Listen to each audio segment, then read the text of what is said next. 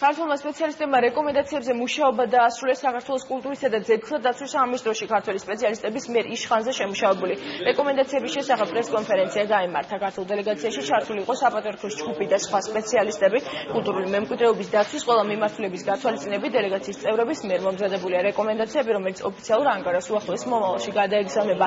ამ ეტაპზე იშხნის სარემონტო კომპლექსში მიმდინარე სამუშაოებში უკვე ჩართული არიან ადგილობრივი არქეოლოგები და ძეგლზე ჩასატარებელი სამუშაოების პროცესი გარკვეულწილად სიძველეთა დაცვის შესაბამის ჩარჩოში მოქცეული.